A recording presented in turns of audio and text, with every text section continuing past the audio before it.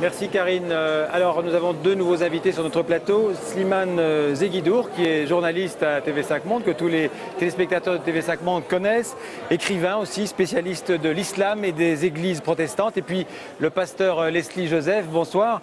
Alors vous êtes né à Brooklyn, à New York, vous avez vécu en Floride et vous vivez en France depuis une dizaine d'années. Alors j'ai envie de vous demander une première question. On voit que la victoire de Barack Obama se dessine d'heure en heure. La communauté noire aux États-Unis s'est clairement mobilisée derrière le candidat démocrate. Je pense que toute la communauté noire s'est motivée, s'est mis derrière Barack Obama. Et je pense aussi que cette course, cette élection, après que les esclaves noirs ont construit la Maison Blanche depuis 250 ans et que ça sera sympa aujourd'hui qu'il y en a un qui puisse y habiter pour la première fois. Oui, toute la communauté noire, même dans le monde chrétien, il y a eu quelques confusions, puisque ça n'a pas été notre premier choix. Comme vous le savez, nous avions un autre qui a lâché prise dès le début, ce pasteur Huckabee. Mais aujourd'hui, le fait qu'il n'ait... Alors c'est marrant ce que vous dites, parce que j'ai vu sur Internet en préparant l'émission qu'au départ vous souteniez le pasteur Huckabee. Absolument. Et que vous avez même annoncé au mois d'avril 2008 que Barack Obama ne passerait pas. Tout à fait. Tout à fait. C'est ce que j'avais annoncé. Prise de position. Bah écoutez, vous savez, nous en tant que chrétiens évangéliques, dans le monde évangélique, nous votons pas simplement pour un homme, on vote pour tout ce qu'il y a derrière, sur ses valeurs, ses principes que nous avons. Aujourd'hui, ce n'est pas que nous soutenons ou nous voulons absolument McCain, c'est juste que McCain conçoit ou a un petit peu plus de valeur à nos yeux, que nous voulons défendre à travers McCain. Maintenant, c'est vrai qu'Obama est un homme charmant, très gentil. Je vais même être amené à le rencontrer. Donc, oui. Ça ne doit pas être facile pour vous de défendre ces positions, parce qu'il y a toute la communauté noire qui soutient Barack Obama. Absolument. Mais en tant qu'homme de valeurs, de principes moraux, je dois moi-même faire attention de ne pas voter parce que effet de masse ou parce que tout le monde vote ainsi. Nous ne votons pas encore pour un seul homme, on vote pour tout ce qu'il amène derrière. Et nous avons quelques principes. Alors, bien sûr, je tiens à dire que je vote pour les principes, premièrement. Et donc on peut être américain, noir de peau et voter pour McCain. Vous en avez un devant vous. Voilà. C'est ce que je voulais vous entendre dire. Vous êtes peut-être le seul de cette soirée, mais vous êtes écoutez, là avec nous sur le plateau de TV5 Monde. Je tiens à dire que, encore une fois, cet homme est très charmant.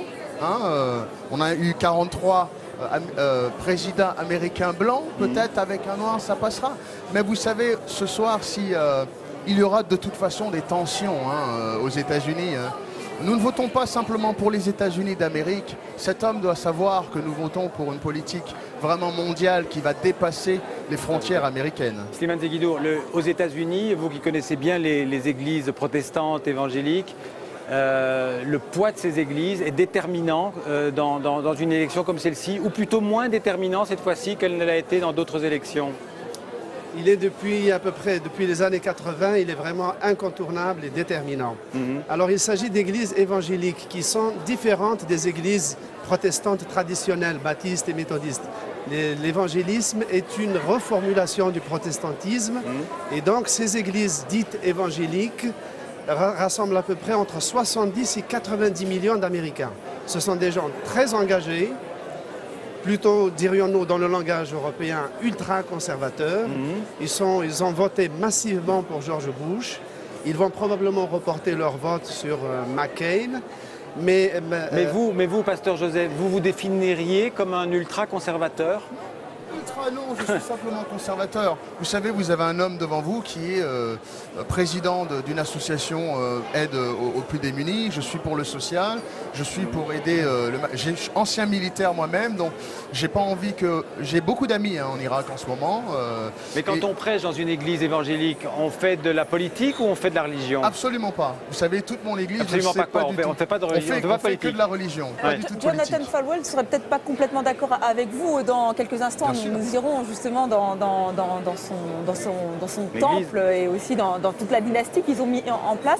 Et d'abord, arrêtons-nous peut-être sur le vote des minorités, les minorités noires, mais aussi les minorités hispaniques. Elles vont jouer de tout leur poids dans cette élection. Le Nouveau-Mexique a été remporté par Obama, selon les médias. Là aussi, ils étaient très importants. Ils auraient donc peut-être choisi Barack Obama. Et on va voir qu'effectivement, les latinos, comme on dit aux États-Unis, croient toujours en un Eldorado américain. Parfois, le rêve s'arrête à Mexico. C'est un reportage de Philippe Lamère. Deux drapeaux se font face, deux pays, deux cultures, deux économies différentes. Du côté américain, on a tendance à regarder de haut ce flux de voitures et de piétons qui affluent du Mexique vers les États-Unis. Ceux qui traversent ont leurs papiers en règle. Mais nombreux sont ceux qui essayent de débarquer clandestinement. Pour arriver jusqu'ici, les candidats à l'immigration sautent le plus souvent sur des trains en marche. Laredo est un nœud autoroutier et ferroviaire important.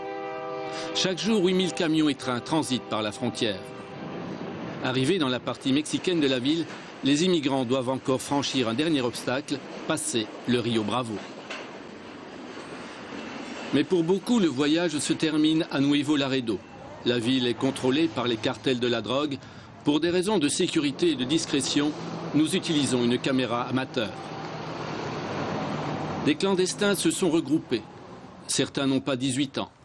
Pour la plupart, ces hommes sont mexicains. D'autres viennent du Guatemala, du San Salvador ou du Honduras. Ils attendent l'ouverture de la Casa del Migrantes. L'ambiance est tendue, il n'y a souvent pas de place pour tout le monde. À l'entrée, on filtre les arrivants afin d'éviter que des vendeurs de drogue ou des passeurs ne s'introduisent à l'intérieur. Le migrant arrive souvent épuisé. Ici, il pourra passer 3 nuits dans le calme et en sécurité. Le temps de se reposer, se laver, manger et de préparer la dernière étape de son périple vers les États-Unis. Nous essayons de leur donner certains conseils, certaines informations pour les aider. Par exemple, les risques qu'il y a à franchir la frontière. Ainsi, s'ils traversent le désert ou d'autres endroits, ce que le soleil peut provoquer chez une personne qui reste 2 à 3 jours sans boire. S'ils ne réussissent pas du premier coup, ils essayent une deuxième, une troisième, une quatrième fois, car ils n'ont pas d'autre choix. Ils ont vendu tout ce qu'ils avaient. Ne pas juger, laisser à chacun le choix de son destin tout en lui permettant de reprendre des forces, c'est la philosophie de cette institution. En 5 ans, ils sont plus de 11 000 à être passés par ce centre, un havre de paix avant le saut dans l'inconnu. Avec de l'argent, c'est plus facile pour traverser ? C'est comme si j'avais un ticket, mais ce ne sera pas facile. Je devrais marcher, nager dans le fleuve. Et ça va vous coûter ? 3 000 $. Vous avez cet argent ? Non, pas encore, pas sûr. C'est pour ça que je suis bloqué ici. Les États-Unis en rêvent mortel parfois. Cette année, pas moins de 500 cadavres de migrants ont été identifiés dans le désert, mais le nombre de victimes serait 2 fois plus élevé. Pourtant, malgré le danger, les candidats à l'exil sont toujours aussi nombreux. Alors Patrice Gouy est notre correspondant à Mexico, il est avec nous en direct, en ligne. Patrice, est-ce que là aussi on a une préférence pour Barack Obama, qui est parfois jugé un peu trop protectionniste, ou pour John McCain ? Eh bien, écoutez, d'abord, les Mexicains ont été très surpris que les deux candidats ne se positionnent pas plus sur le Mexique. L'un et l'autre n'ont pratiquement rien dit. Cela dit, ça ne les a pas empêchés de se passionner pour cette élection. Il y a 2 clans. La population dans son ensemble qui est séduite par Barack Obama parce qu'il représente le mieux la défense des pauvres, le changement, la jeunesse, une certaine modernité et qu'il est plus à même de remettre sur les rails l'économie américaine. Par contre, Felipe Calderón, c'est-à-dire le président de la République, ne cache pas sa préférence pour John McCain. C'est un choix, on pourrait dire, idéologique. McCain représente les conservateurs, l'économie libérale, l'ALENA, et en plus, McCain est un expert des thèmes de la frontière, c'est-à-dire du trafic de drogue et de la migration, alors qu'Obama n'y connaît rigoureusement rien et n'a jamais mis les pieds au Mexique. Néanmoins, ce qui séduit les Mexicains, c'est l'esprit d'aventure bien sûr, j'espère, et d'ouverture d'Obama. et sa vision du monde.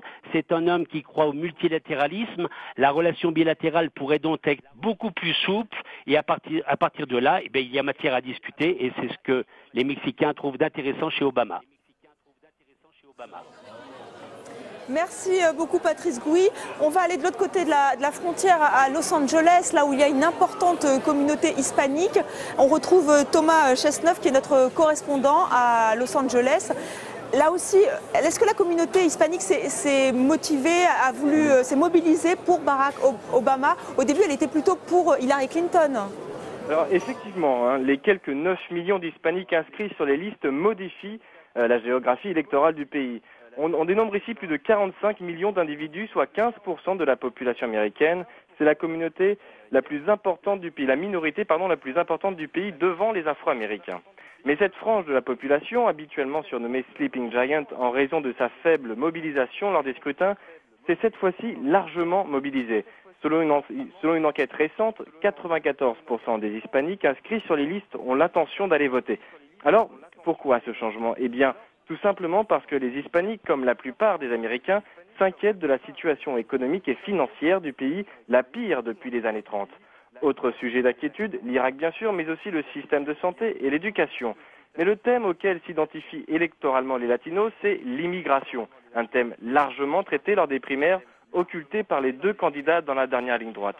Les deux candidats, justement, ont bien compris l'importance du vote des hispaniques qui ont multiplié les efforts en direction de cet électorat. John McCain n'a cessé de reprocher au sénateur de l'Illinois de ne jamais s'être rendu en Amérique latine, lui qui en juillet dernier avait visité la Colombie et le Mexique dans le but de marquer sa différence avec son rival en matière de commerce et de politique étrangère.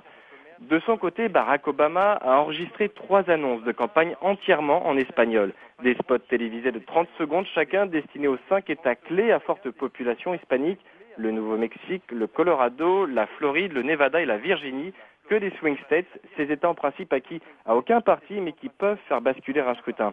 Alors, reste à savoir pour qui votera cette communauté. En 2004, le vote hispanique avait plafonné à 6,5%. George Bush en avait recueilli 44%, un record pour les républicains. Mais cette année, d'après plusieurs enquêtes d'opinion, il serait plus de 65% à voter en faveur d'Obama, contre 23% à McCain, soit un soutien au candidat démocrate proche des 2 tiers. Dans quelques heures, on saura qui, de Barack Obama ou de John McCain, aura le mieux su séduire la communauté latino-américaine dont la population devrait doubler d'ici à 2050. Comme cette question l'est par exemple en France. Pas du tout. Pas du tout. Elle ne fait pas l'objet d'une surenchère identitaire et un peu alarmiste comme c'est le cas en Europe.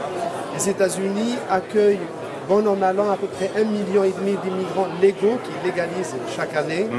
Chaque année, il y a des quotas pour chaque pays de visa. Oui, vous avez parlé d'immigrants légaux, mais je pense qu'on évalue à au moins 12 ou 13 millions à peu près, pour la plupart d'ailleurs des latinos. Mais de ce côté-là, il n'y a pas d'enjeu idéologique sur l'immigration. Et voilà pourquoi, par exemple, dans cette élection, l'immigration a été abordée de façon, dans certains États où ils sont nombreux, comme en Californie ou dans le Texas, mais ce n'a pas été un élément identitaire et idéologique comme cela peut se produire chez nous en Europe. Pasteur Joseph, l'immigration aux États-Unis, vue par les yeux d'un Américain, c'est pas un enjeu pour vous l'immigration? Moi je dirais que si. Moi je dirais que si, parce que vous avez bien sûr ceux qui sont légaux, mais vous avez tous les familles qui sont restées derrière, qui sont ou qui sont sur le territoire illégalement, et donc ça pèse. Et cela, pour vous, il n'est pas question de les régulariser comme on dit en France? Oui, il n'est pas question de les régulariser, et justement,